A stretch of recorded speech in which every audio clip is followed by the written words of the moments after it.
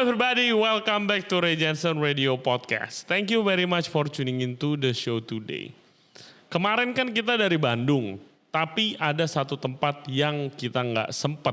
Nama tempatnya itu Ambrogio, orang-orang dari Bandung pasti udah tahu.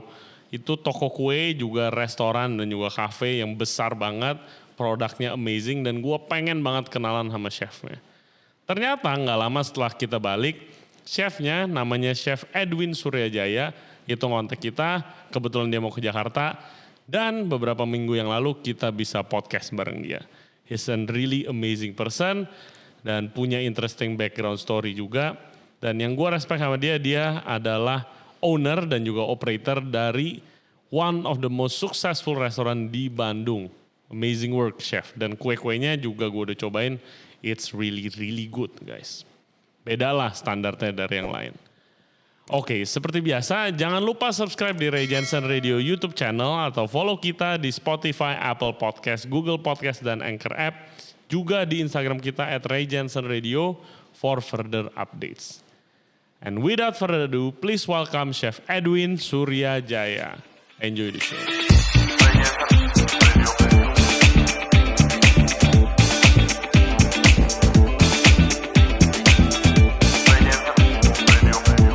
Edwin Suryajaya, welcome to the show, man. Selamat siang. Terima kasih. Thank you for coming to the show. Udah datang jauh-jauh dari Bandung dan langsung ntar malam balik lagi. Terima kasih. Thank you for coming. Thank you for having me in Jakarta. And dia ini adalah chef owner dari Ambrogio di Bandung. Di Bandung. Yes. Kenapa? Ya di Bandung. Iya di Bandung, dia adalah chef ownernya. Lihat di sini kalau kelihatan produk-produknya amazing. Boleh jelasin gak bro? Ini apa aja nih satu-satu nih? Ini kan croissant udah pasti. Ini croissant sama ini Petit Gâteau yang kita selling di shop tiap hari. Mm-hmm. Dan di samping itu juga kita ada ice cream shop, coffee shop sama sebenarnya konsepnya Ambrogio Patisserie itu patisserie cafe buat yang ditargetkan untuk family. Nah terus tapi ada makanan asinnya juga kan? Ada, kita sediain makanan asin buat family yang ya maksudnya dia mau gathering, mau pagi, mau breakfast, mau lunch, buat kantoran, atau enggak buat family dinner malam paket bisa. Mantap. Dan ya kalau yang lagi di Bandung langsung aja main. Rata-rata orang Bandung pasti udah tahu lah ya Ambrogio. Ya harusnya sudah. Oke, boleh ceritain sedikit gak bro? Biasanya kita kenalan dulu. Ceritain lu awalnya gimana bisa nyemplung di dunia patisserie, di dunia kitchen sampai sekarang nih. Oke. Ketika lulus dari S1 saya langsung di Singapura, Econ Finance, ada waktu 1 bulan aku bilang ke orang tua saya karena saya sering ngoprek. Cuma saya pikir saat itu ngoprek kalau engineering masa depannya kayak ngoprek tuh apa sih maksudnya? Sorry kayak ngutak-ngatik gitu. Gitu. Nah, saya bilang kalau saya ngotak-ngatik terus gini ke orang tua saya sampai akhirnya pada usia tua juga pasti ngotak-ngatik gini dan berkecimpung di dunia yang kotor terus gitu kan. Saya engineering kayak ya perbengkelan segala macem. Pada akhirnya saya mengintip jalur cicinya mama saya.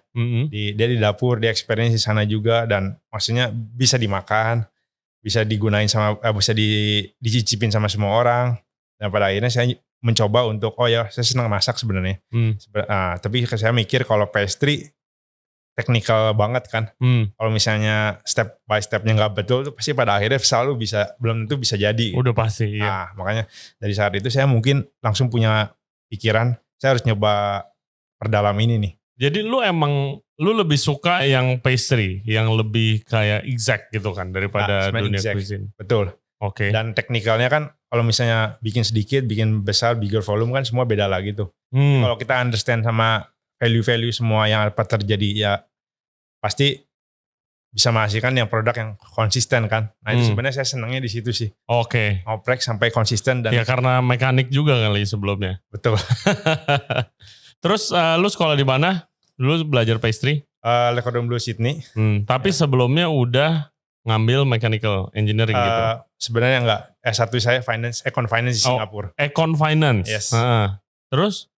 Break setelah beres 1 bulan aku lanjut ke LCB Sydney langsung. 1 bulan maksudnya gimana break? Ketika beres dari Singapura beres kuliah. Kuliah. Di Indo 1 bulan langsung continue sana. Apply pas timetable-nya pas sama semester itu ada intake. daftar langsung masuk. Terus rasanya beda gak sih? Kan lu juga suka, lu suka gak ekonomi finance itu? Lu suka? Pada saat itu sih mungkin gara-gara aku lebih sering otak-atik, kayaknya di belakang meja tuh aku kayaknya kurang cocok pada saat itu. Tapi sebenarnya ada bagusnya juga sih buat managing perusahaan dan yang lain-lain. Dan of course. Kayak kemarin tahun lalu kan, saya bisa predik segala macam lebih, ya oke lah. Banyak juga yang ngerjain sekarang. Exactly. Terus begitu, sorry gue potong, tapi begitu rasa, oke, lu ngambil yang lu gak gitu suka nih, tapi lu jalanin sampai kelar. Terus begitu lu ngambil kayak pastry, kayak lu langsung feel like home atau gimana? Kayak oke, ini where I belong atau gimana? Flashback nih, sorry.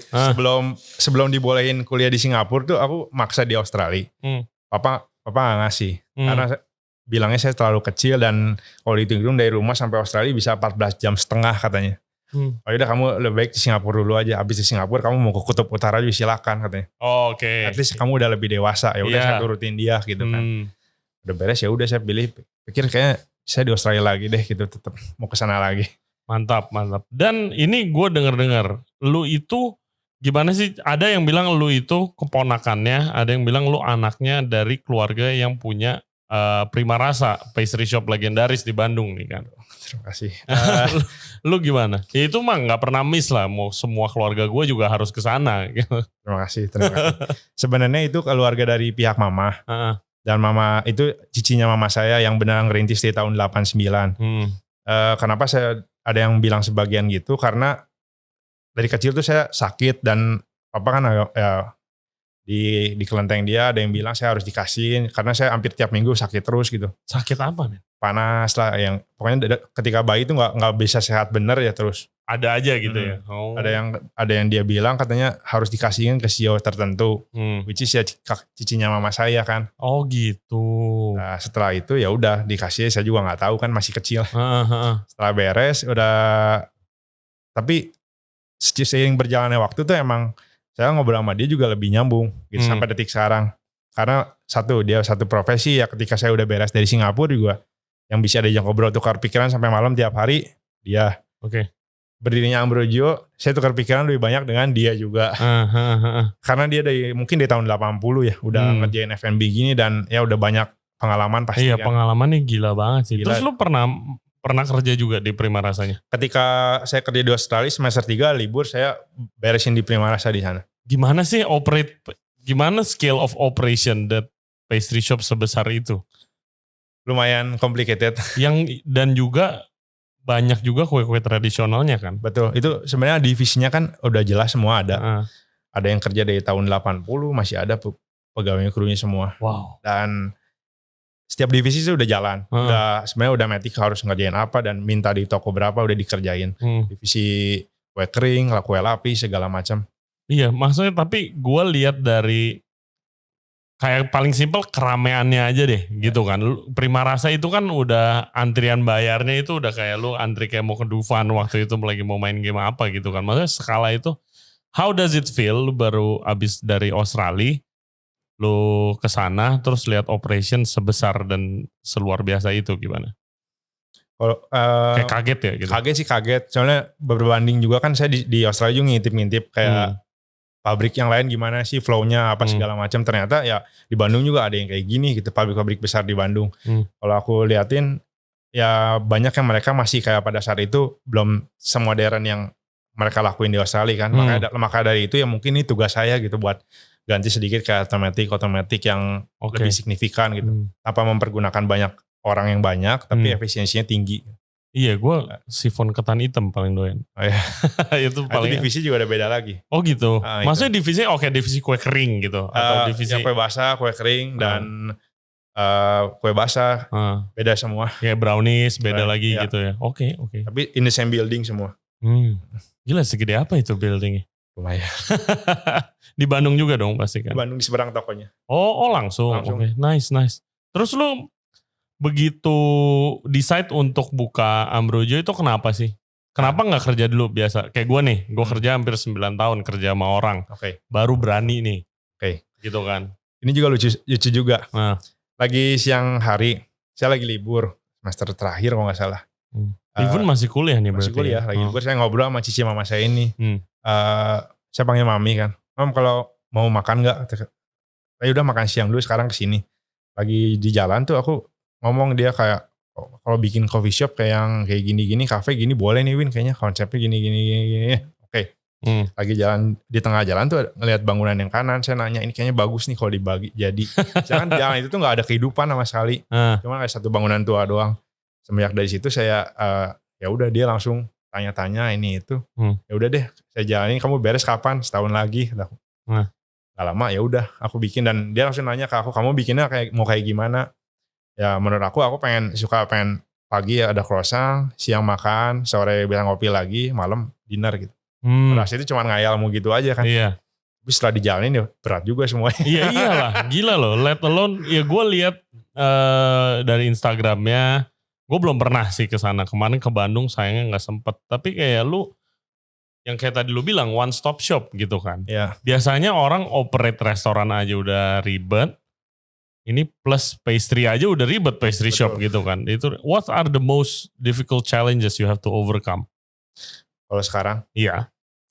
Tetap kan ngurusin sumber daya manusianya. Oh. Itu.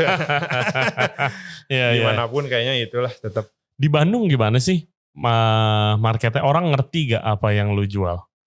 Kayak gue tadi makan lemon tart is really good. Tapi tadi kita sempat discuss ya, ini gue gak bisa bikin asam-asam nih, harus manis nih gitu. Ada certain parameter yang kita harus tanya lah ke beberapa segmen orang. Kayak ke anak muda, kalau segini udah oke belum? Terus nanti ke orang tua yang mungkin zaman sekarang kan banyak yang ngomong, gue takut mah gitu.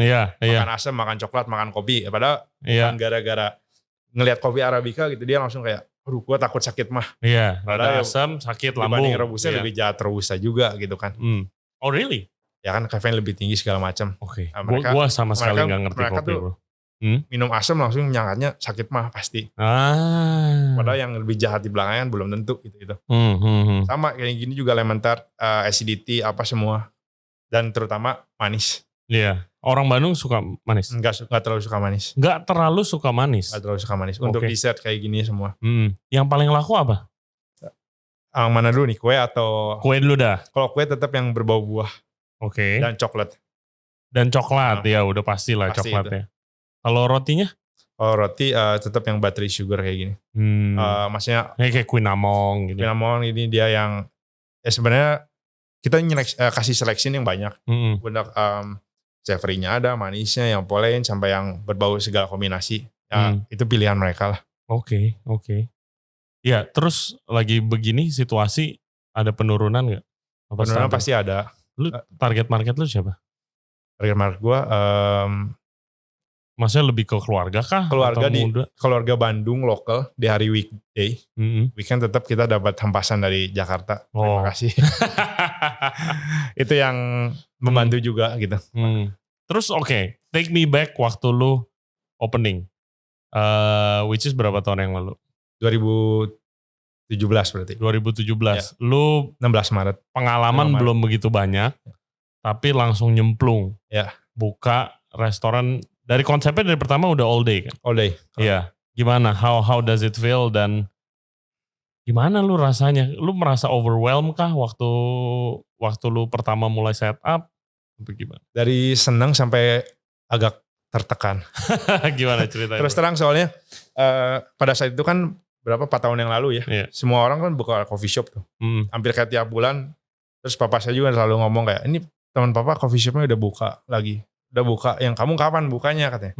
Ya Pak, ya kebenaran saya dapat proyeknya ini agak gede besar. Jadi gak bisa terlalu cepat-cepat juga, kalau gak matang saya gak pede gitu kan. Iya. Jadi ya udah. Sorry bro, ini rada deketin ke. Oke. Terus? Nah udah terlalu kayak lama gitu nih. Kebenaran ngebangun juga kan, kontraktor saya tuh lebih biasa ngebangun rumah. Dia bikin kafe, tapi finishingnya dia finishing rumah. Jadi saya sempat berhentiin dan pikir lagi, godok lagi. Jadi it takes about 2 years and 6 months. To build it. Wow. Ya itu kelamaan, makanya papa saya marah. Udah kayak bangun hotel. Makanya itu kan dari dapur sendiri apa semua sendiri. Udah terakhir dia ultimatum saya, kamu harus 1 bulan dari sekarang kamu harus buka. Gak mau tahu caranya gimana. Dapur belum jadi, finishnya gak ada, semua belum setup. Shit.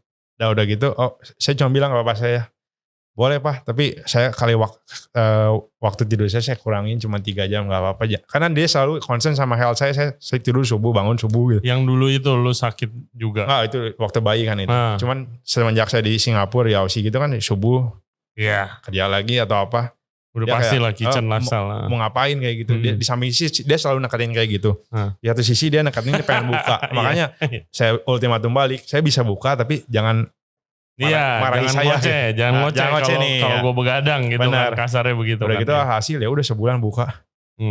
Berhasil tuh semuanya tersetup dengan rapi. Lumayan tersetup. Bukanya lantai 1 dulu. Dari jam 10 pagi mulai. Lama-lama diturunin sampai jam 7 mulai breakfast. Oke, wow. Terus apakah lu langsung find sukses? Langsung rame gitu tempat lu? Kebenaran bersyukurnya di hari kedua udah mulai orang langsung aware gitu. Karena mereka udah ngelihat nih bangunan apa sih 2 tahun 6 bulan gak jadi-jadi gitu. Oke. Terus when people first tried, awal-awal orang coba itu langsung ngerti atau kayak aneh? Pertama kalau kan saya buka lainnya croissant, kue, ice cream, dan masakan. Coffee shop udah jelas buka.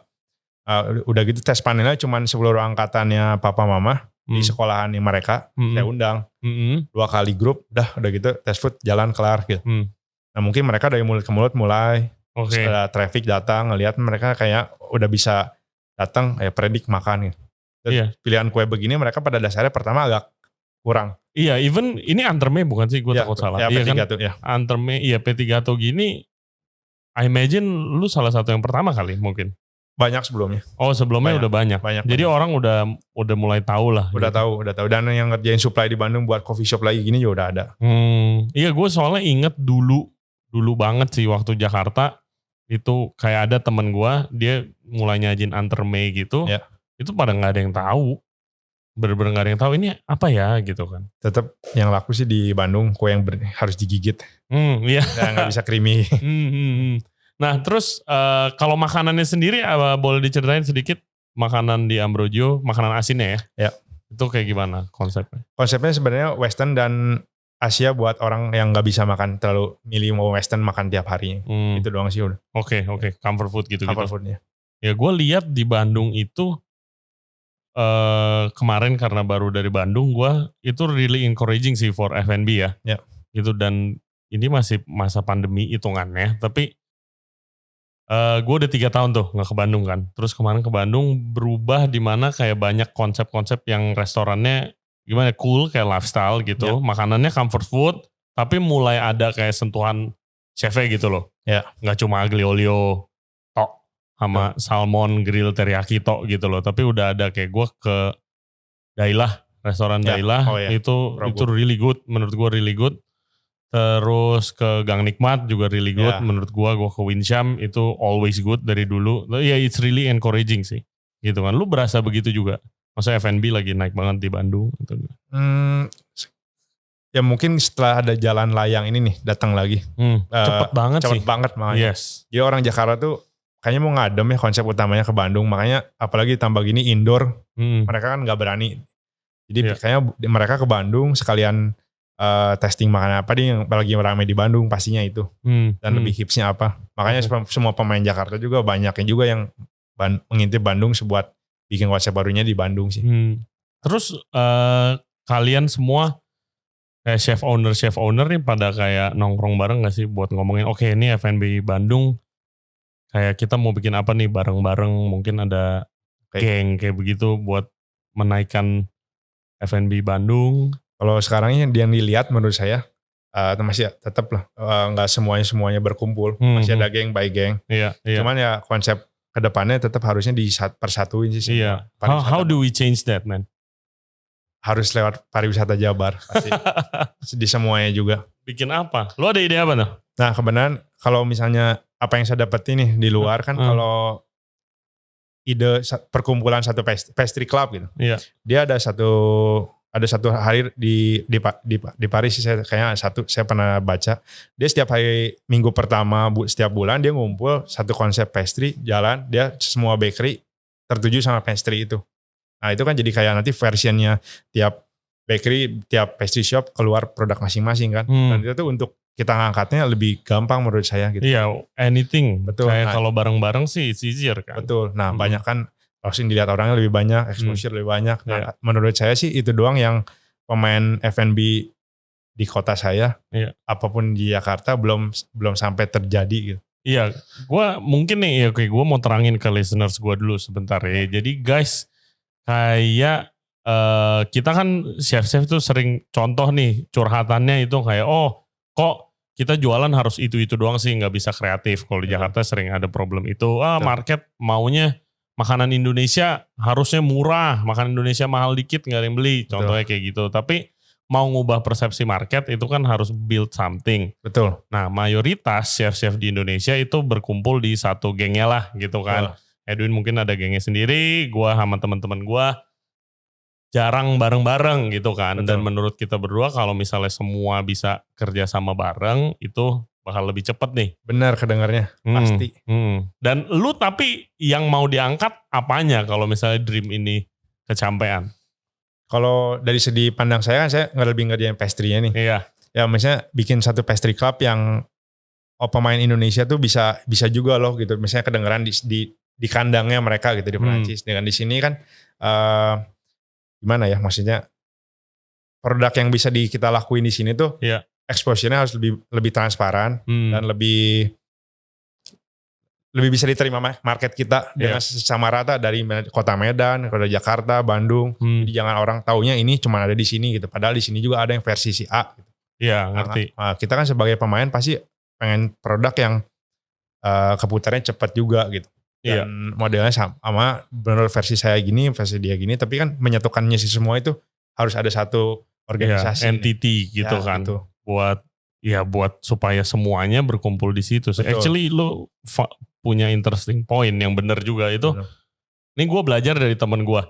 Lu tau ya kan Copenhagen sekarang kan udah jadi kayak food capital gitu kan. Semua chef itu di sana. Waktu gue di sana I feel like in heaven gitu. Maksudnya sebagai chef mau dari pastry, coffee scene-nya, bar scene-nya keren semua gitu kan. Tapi itu ternyata awal poinnya sendiri, mungkin listeners bisa Google, nanti itu ada yang namanya Nordic Manifesto. Nah itu, lu tahu soal itu?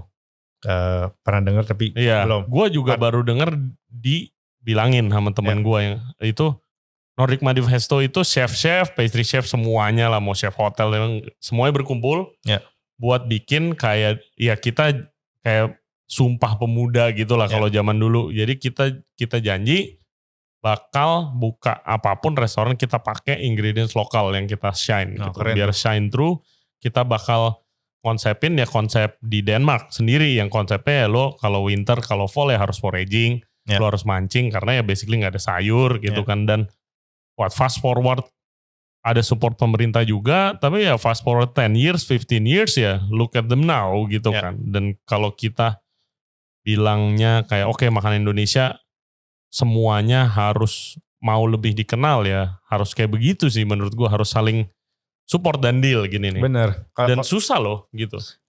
Mungkin menurut saya tembusan pertamanya harus ke pariwisata dulu. Maksudnya dia mau ngadain either club yang benar serius, wadah yang buat bisa diskusi yang maksudnya diskusinya mau lebih spesifik atau enggak. Dia kayak yang saya lihat satu konsep sih, kompetisi yang tiap tahun kayak di Sydney kan ada tuh, kayak Fine Food. Dari semua pabrikan dia input produk dia, cuma pakai nomor pagi-pagi, nanti jurinya judges jam sampai sore dia ngelakuin semua parameternya semua dari semua kementerian dan organisasi juga diundang sebagai juri. Akhirnya kan dia nanti dapat nih kayak best satu produk yang misalnya best dairy ini, best apa. Itu kan edit value-nya juga buat semua pedagang dan pemain di kota tersebut gitu.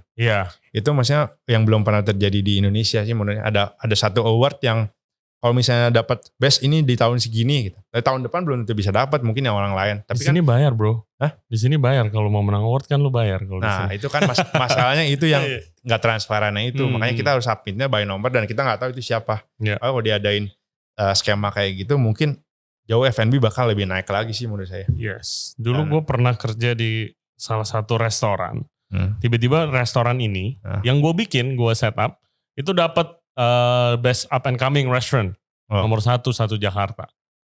Gue tahu gue yang bikin loh, nggak segitu gitu loh. Banyak restoran yang baru buka Benar. dari grup besar gitu, gue tahu. Dan waktu gue tanya ya ternyata bayar gitu. Siapa yang lebih kuat aja. Lu mau nomor berapa nih? Nomor 1, nomor 2, nomor 3, nomor 4, nomor 5.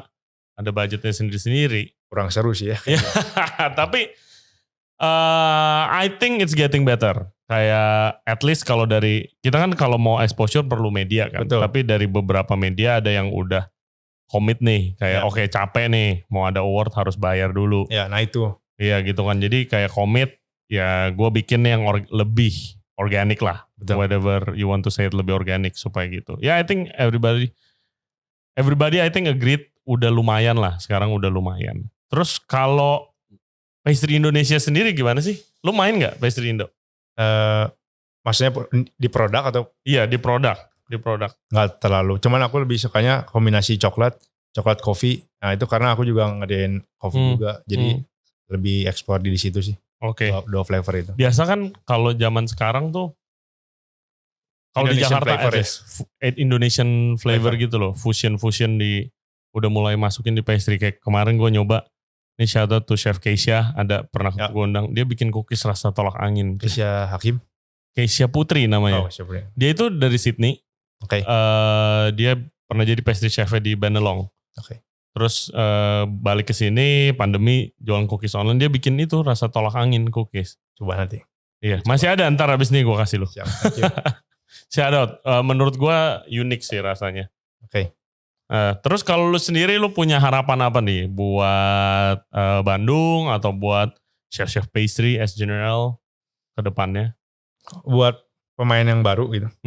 Kalau buat pemain, maksudnya jalanin aja semua yang emang marketnya udah ada. Itu sih sebenarnya.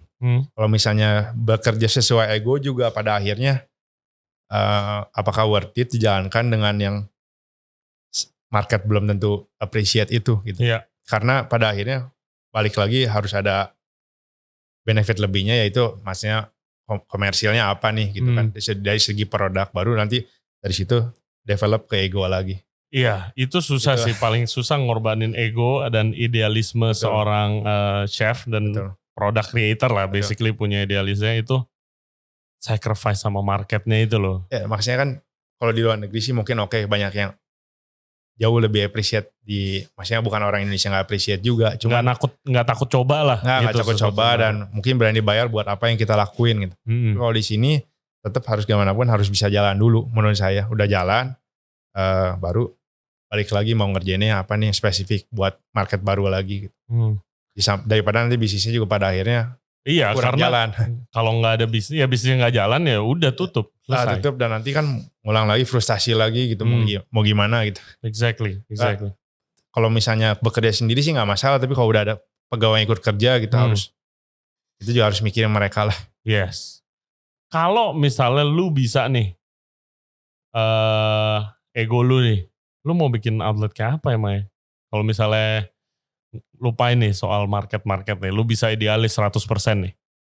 Lu mau buka outlet kayak apa emangnya? Kayaknya tetap dari segi manufacturing kayaknya. Manufacturing kalau retail dibanyakin menurut saya, pada akhirnya saya bukan tipe orang yang terlalu operasional. Oh iya, tapi lu bilang lu handle sendiri semua. Karena udah kagok kecebur. Dan harus dari day to day-nya tetap harus dijaga gitu. Dan aku juga salah satu orang yang kalau berubah banyak tuh malas gitu. Ya pasti tahulah kru saya kalau misalnya berubah apa nggak sama, pasti ngoceh langsung. Oke. Karena itu yang menurut saya kunci yang harus dijaga nomor 1 tiap hari, operasional dari buka pintu sampai tutup pintu. Ya. Gimana caranya nih nggak ada komplain ya udah terima kasih itu. Kalau ada komplain ya udah dijaga lah. Apa kuncinya buat keep konsistensi di operation sebesar ini? Percaya sama orang dulu, satu itu. Terus kedua ngomongin ke mereka kalau kayak gini bakal tolong kamu jaga seolah-olah kamu tuh sebagai pembeli yang mau makan produk ini. Nah udah gitu aja. Jadi dia harusnya udah mikir tentang apa yang dia bikin buat seseorang dan mungkin seseorangnya dia gitu kan. Iya. Jadi udah standar di situ mikir. Oke. Lu lagi kepikiran gak nih lu tinggal ke Jakarta bentar? Malam langsung balik lo guys, luar biasa. Lagi kepikiran gak nih operation?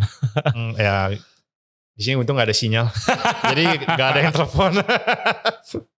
What's your day to day schedule like? Kayak Oke. lu di sana dari pagi sampai closing apa bagaimana? Yes. Wow. Bisa tanya istri saya Bener yang begitu. didiamkan selama ini. Cuman jam-jam tertentu balik.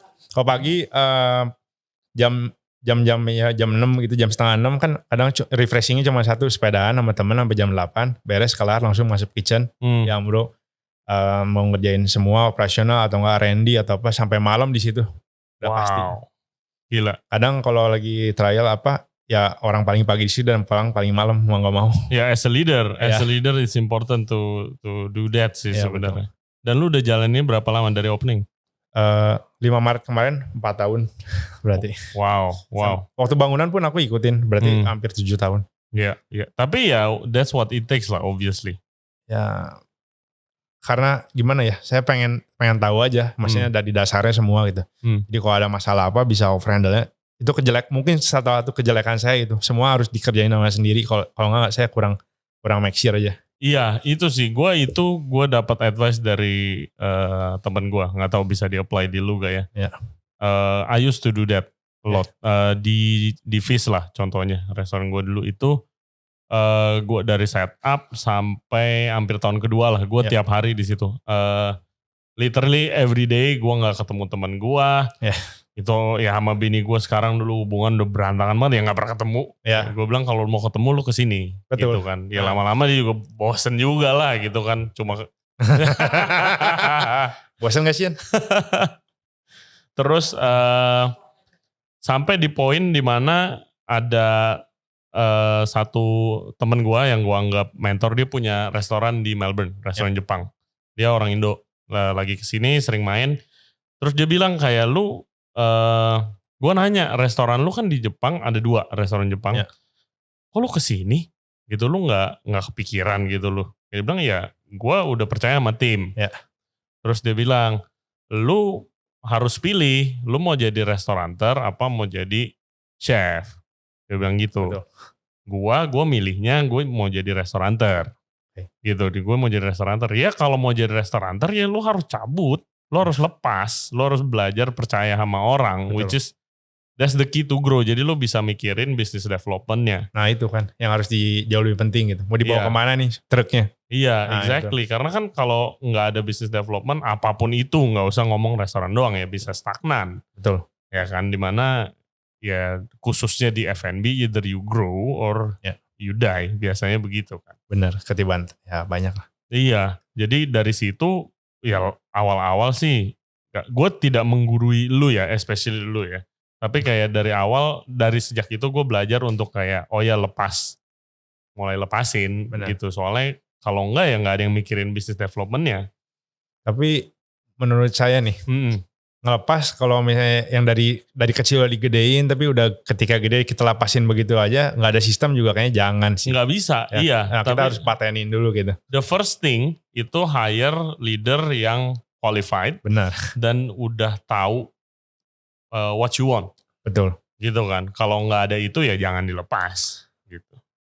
Harus satu irama sih nyarinya. Soalnya ada yang misalnya kalau misalnya orang tetap di artisan sama komersial udah divisi yang berbeda tuh. Nah kita nggak bisa paksain itu orang ngerjain komersial juga gitu. Iya benar. Itu juga. Lu lebih ke komersial berarti? Pada akhirnya harus komersial. Karena dulu saya pernah ada satu chocolatier di Bandung. Dia datang ke saya pernah bikin kayak gini beberapa tahun yang lalu. Pada akhirnya dia ngejudge gini ke saya. Lu pasti 2 tahun ngerjain ini, abis ini lu ngerjain wholesale pasti komersial. Kenapa bisa gitu? Nanti aja lu lihat. Pada akhirnya kita juga ngerasain sih. Maksudnya saya ngerasain kalau retail kan ya patokannya yang tadi gitu. Dari open sampai tutup kita dagangin, kita ini. Sedangkan kalau wholesale kan udah jelas semua rinciannya. Efisiennya segini, produksi segini. Oh jadi kalian juga supply? Ada supply juga. Oke, wow. Kalau yang punya pastry-pastry di Bandung dan sekitarnya, jangan lupa order dari Ambrogio. Mantap. Sosial media lu apa men? Biar orang-orang bisa follow lu kalau mau order atau apa? Patisserie Ambrogio yang nanti aku ketikin. Iya, nanti gua kasih juga description-nya. Well, terus lu tadi mention itu kesulitan soal HR.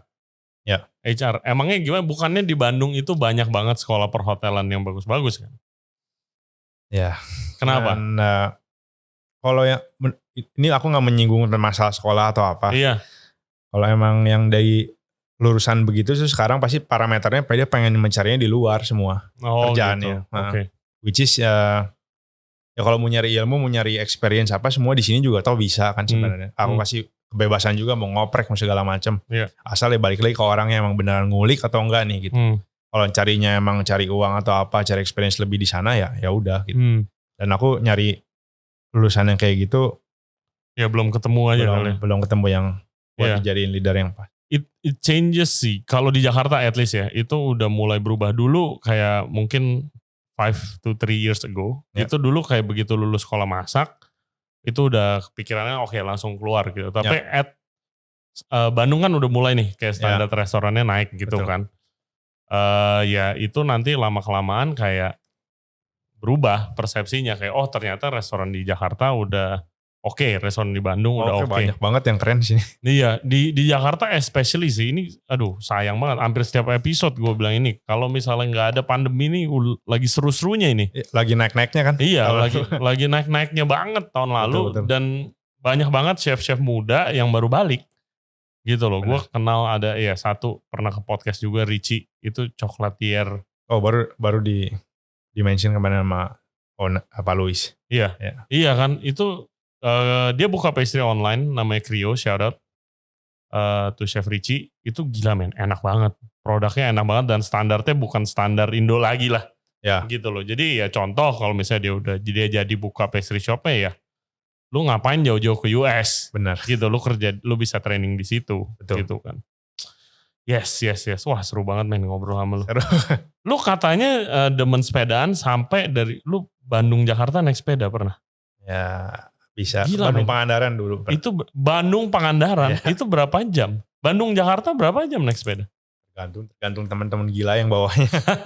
Pangandaran sih 210 kilo. Ya.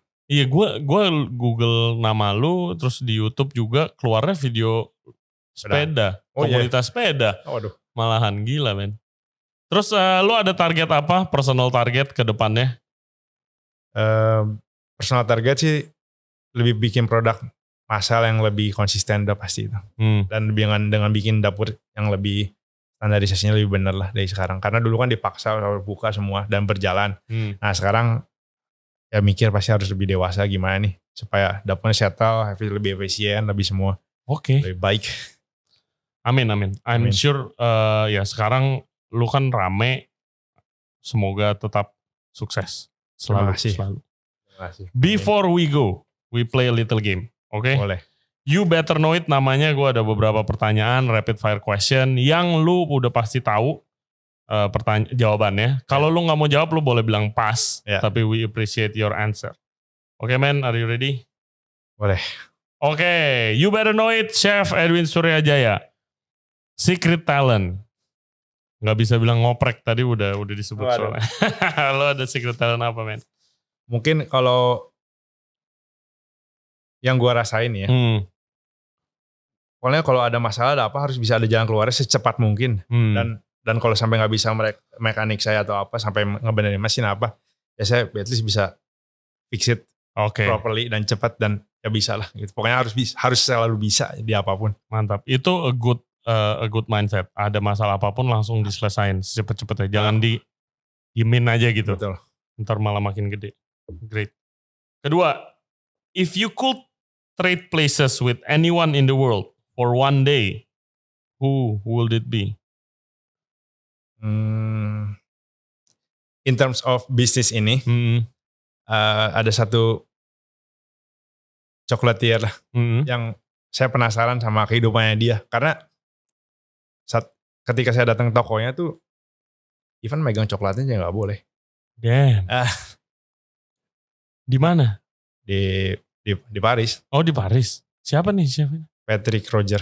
Itu kan dia kayak more than seniman lah menurut saya itu. Karena dia di tokonya standarisasi nggak bisa, cuma boleh lihat. Itu nggak boleh, apa nggak boleh semua. Terus lihat massive factory-nya kan dia kalau ya maksudnya bukan kayak sebagai dapur coklat biasa itu kayak museum gitu. Wow. Menurut aku ya kalau misalnya pengen tahu kehidupan dia ya mungkin di pastry basic ini ya mungkin dia lah gitu. Nice. Biasanya orang datang ke sini, oh enggak, I'm happy of what I got. Pengen tahu ya, maksudnya secara kehidupannya Iya. di tokonya aja high standard gitu. Dianya tuh ada satu, ya sorry aja ini aku pasti bilang pasti ada suatu keanehan gitu di kehidupannya dia. Karena biasanya orang-orang aneh yang bisa timbul di nama pasangan aneh kan. Biasanya yang punya ada something lah happen. Betul. Gitu biar dia bisa gitu. Gitu. Itu sih kayaknya menarik. Siap, keren. Karakteristik you value most in other people. Orang ketika dia satu sopan ya, cukup sopan ya, pasti saya juga sopan. Kalau dianya sesuatu lawan bicara saya gimana, pasti saya juga ya udah jaga jarak. Oke, mantap. Ini gue sopan gak bro? Sopan banget. Karakteristik you value most in yourself. Powerful ya kayaknya, bukan powerful bisa segala macam power nyuruh orang segala macam, tapi menurut saya energi saya yang sulit habis. Itu selalu ditanya sama mama saya sih, kamu kenapa kayak gini terus gitu, gak capek apa? Naik sepeda dari Jakarta ke Pangandaran, ya udah pasti sih. And it needed sih, stamina kalau ngeran F&B bisnis ya. Ya itu 16 jam udah pasti harus kuat. Kalau lagi awal-awal. What do you do for your mental health? Capek pasti operation gitu. In between jam pasti aku 1 jam gitu, ada makan siang kan, kalau makan sore aku makan siang aku jam 3:30 jam 4 aku pasti ke coffee shop orang mampir dan ngobrol. Udah itu doang sih, sambil makan bentar. Udah gitu 1 jam balik. Siap. Energi full, balik lagi antem lagi. Good advice. Lanjut, what makes you angry bro? Saya kebenaran kalau datang gitu ke toko, pengen kan kayak semua aman, semua tanpa disuruh udah metik jalan. Udah waste benar, apa semua benar, semua ini orderan lancar semua. Pengen kan kayak gitu. Tapi ada aja gitu yang gak benarnya itu dah. Bener. Kayaknya mungkin inkonsistensi lah ya. Dan problem itu semua pasti ada gitu. Cuman seberapa besar dan seberapa bisa dihandle kan pada akhirnya. Nah kalau misalnya ya udah sampai 1 kali diomongin, 2 kali, 3 kali gak bisa ya harus diapain lagi gitu. Dan percuma aja udah sampai gak mau marah juga kok. Itu sih kayaknya kalau inkonsistensi di kerjaan lah pasti yang buat marah. Iya tapi itu operational waktu gua megang operation apapun di restoran mau bar. Tapi itu kan kayak putting out fire kan. Tiap hari ada aja pasti. Gitu kan. Dan ini kalau gue bilang begini, emangnya apa aja kok masalah ya? Nggak bisa disebut, ada komplain tamu. Betul. Itu udah pasti. Karena mau segimanapun food lo konsisten, rasa subjektif. Betul. Ya kan, terus ada lagi misalnya listrik lah. Bener. Security, semuanya sampai gitu. Pale lah di depan. Ini itu kan semua ketemuannya emang ada hubungan. Cuman pada akhirnya kan decisionnya ke kita juga nih. Mau diapain Pak, ini. Jadi begitu guys rasanya operate restoran. Selalu kayak ya ada aja lah, percaya ada, nggak mungkin. Kalau misalnya nggak ada apa-apa malah lu bingung, nih aman banget nih, tumben nih. Nah antara disumputin atau enggak disembunyiin. Betul itu doang. Karena banyak kos-kos yang nggak terduga di dunia F&B itu kan. Nggak cuma kayak kos ini udah jelas gitu, nggak bisa. Yes, betul. Lanjut, best advice you ever got? Dari orang-orang saya. Yes. Selalu ngomongnya jaga kesehatan. Semua dokter ngomong yang ya jaga kesehatan, muka kamu kenapa gini. Ya emang itu sih. Cuman ya saya juga harus tahu batas ke diri sendiri lah intinya itu. Cuman harus jaga semua orang. Lagi jahat kayak gini tolong jaga kesehatan aja. Exactly. Dan olahraga please. Olahraga. Nah itu olahraga. Karena itu udah terbukti. Kru saya yang di toko yang tidak kurang rajin olahraga ya emang sakit-sakitan dan akhirnya diberhentiin juga kan, meskipun sakitnya apa nggak jelas juga. Ya nggak sampai kena kesana, cuma begitu sakit aneh bye. Yes. Nah kalau yang rajin olahraga saya perhatiin semua mereka sehat semua kok. Jangan benar, immune sistemnya lo harus jaga sih. Betul.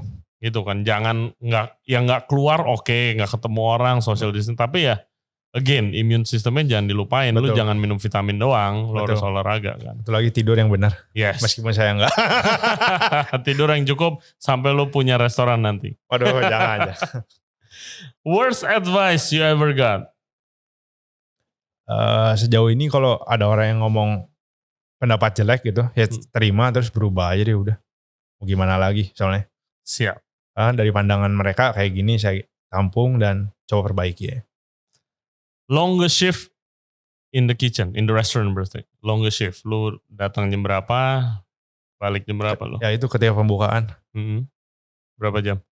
Lebih dari tidur sejam. Tidur sejam. My God, capek sih. 2 hari, ya udah. Tapi ya, mau nggak mau. Yes, exactly. Mau nggak mau. Best meal of your life? Meal makan? Yes. Apa ya? Menurut saya nih. Yes. Always Sundanese. Sundanese. Yeah. Sama bro. Sama bro. Gue seperempat Sunda. Karena gimana ya? Lesehan gitu. Meskipun Sundanese dikategoriin sama, tapi kalau yang udah dipelajari,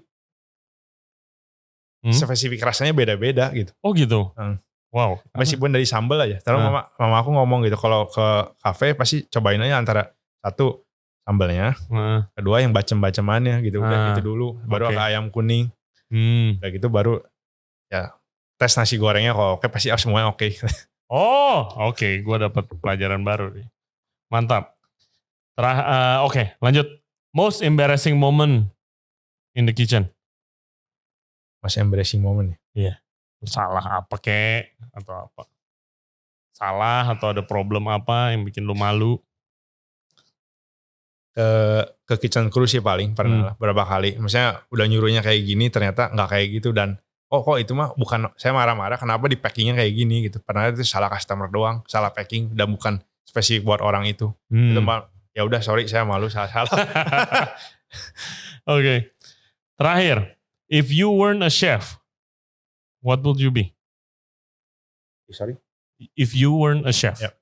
What would you be? Maybe if I'm not a chef, I'm gonna be follow my father business. Become orang tekstil aja udah. Oke. Tukang kain dan dagang lagi pasti. Karena itu papa saya ngomong, itu pilihan terakhir kamu. Kalau kamu emang udah mau berhenti semua ini, mentok lah ya. Mentok ya balik sama papa. Tapi ya saya paksa di saya dulu lah coba. Mantap man. Well, thank you again for coming to the show. Semoga sukses semuanya buat Ambrogio dan Prima Rasa. Terima kasih. Social media, Instagramnya nanti kita ada di description. Edwin Suryajaya dan juga Ambrogio. Patisserie Ambrogio. Yeah, Patisserie Ambrogio. Thanks for coming man. Sama-sama, thank you. We'll see you next time. I hope to see you soon. Di sana. Di Bandung, Okay guys, thank you very much for listening to the podcast today. Jangan lupa like the video and subscribe and click the bell icon. It will really help us a lot. Kita juga ada di Spotify, Apple Podcast, Google Podcast, dan Anchor App. Juga follow kita di Instagram @RayJansonRadio atau Instagram personal gue @RayJansson. Okay, thank you very much. See you next time. Bye-bye. Bye.